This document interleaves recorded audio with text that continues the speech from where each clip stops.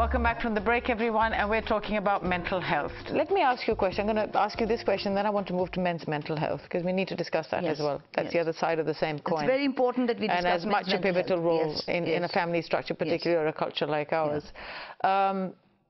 Women at that age which you're talking about, when you're talking about, really you're talking about women post 60, or at a stretch maybe post 55, post 60.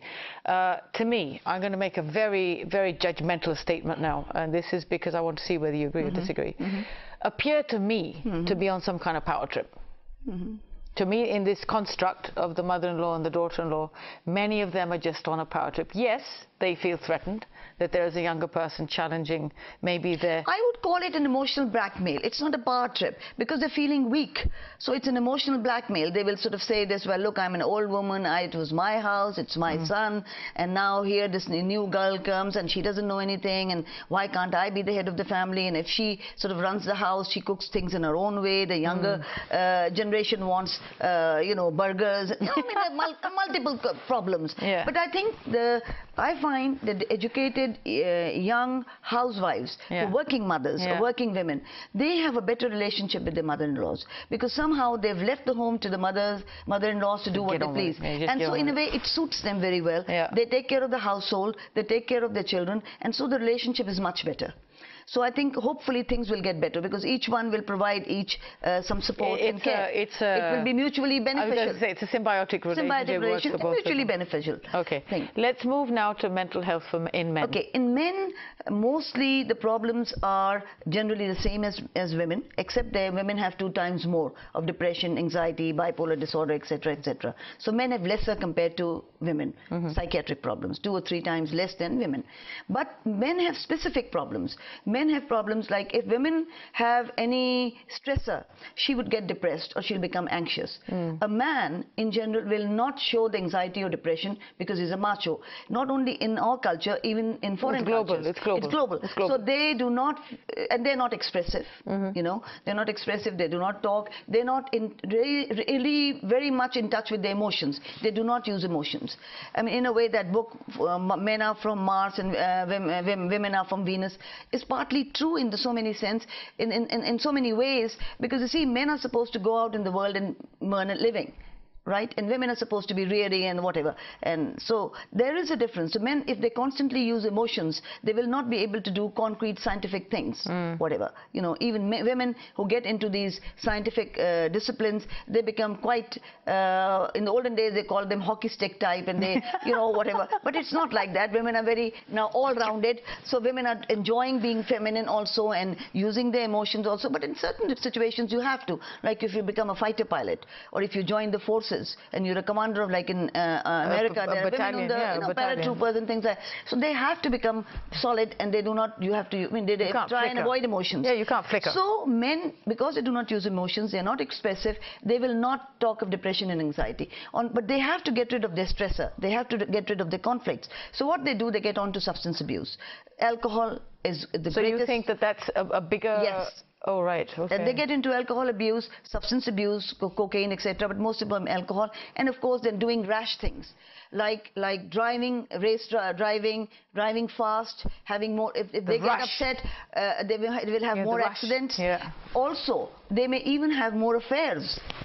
Because in some way it gives them stimulation, a little relief to have an affair. Men anyway are polygamous, and it gives them an excuse that he's under stress and the woman is there, whatever. So they have more affairs, they get into drugs, they have rash driving. So these are the common signs of depression in men, especially middle-aged men. A very happy marriage, well grown up children, and suddenly he'll have an affair with a very...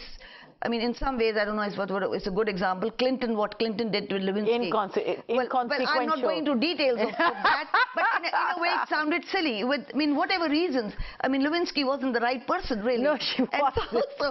So I think he probably had you see, that's what they call male menopause. Yes. That they feel somehow that in some ways that they are trying to get rid of their depression and anxiety. Number 2, maybe they feel that their male powers or the masculinity is going down, and they feel more masculine by conquering young women. That is one of the psychodynamic facts. But the main thing is that they cannot express themselves and they cannot cannot really go and ask for depression treatment. So it manifests itself. It manifests itself in this reckless behavior, by having affairs or having accidents or getting into alcohol, etc., etc. So it sounds miserable. Actually, it sounds worse for men in some ways. It is. I'm not talking about the violence against women. That is a separate thing, which you wanted to touch on anyway, which you mentioned earlier. And then again, another thing which is again more common in men compared to women, in spite of women going out nowadays, is post-traumatic stress disorder. And we keep talking about this. Yes, post-traumatic stress disorder is a form of anxiety disorder, which is a very specific kind of disorder, which we've actually talked in one of these programs. What it means is it's extreme sense of panic, like a panic attack. You have extreme sense of anxiety, but there is a particular avoidance of that situation where something happened. Now I'll give you example, and of course there are flashbacks of this particular incident over and over again. So there's avoidance, there's symptoms of anxiety, there are flashbacks and avoidance of the situation. Now a very typical example is what happens every day. Snatching of a mobile, or car snatching, or dacoity, or this war, for example, now these IDPs. I don't know how many of these women and children in the displaced people are going through post-traumatic stress disorder. Because you see, a child seeing the family members being killed, decimated, or completely decimated, etc., etc. And you know, that thing goes over and over again. Now men, of course, in this particular case, everybody's going through it. Yeah. But the vulnerable groups are women and children. They get more in cases of disasters. But in everyday life, men have more post-traumatic stress disorder because of accidents and because they're more outside. So that is another thing which is more. And people in, for example, wars, soldiers get post-traumatic stress disorder. The Gulf syndrome, this syndrome. Well, Oneza, thank you very much. As always, you know what's happening. We're running out of time. What can I say? Thank you. We could go on forever like this because it really is such a long list. It's a very long list. Very large subject. It's a long list. It's a very large subject. But only difference is that men and women have the same problems. Men display it in a different form, in a different manner. Yeah. It manifests itself in both genders. Yes. They just show it in different ways. Yes. Exactly. That's all you're trying to say. Very, very succinctly. Isn't that my job? Yes. Isn't that my job? Work. Thank you. Thank you very much, Oneza. Thank you very much.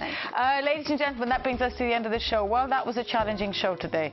I think we've touched on some subjects today which will touch some raw spots, I suspect, in our audience, and I'm quite sure that we're going to get some feedback today. At least I look forward to it, and I know the team does as well.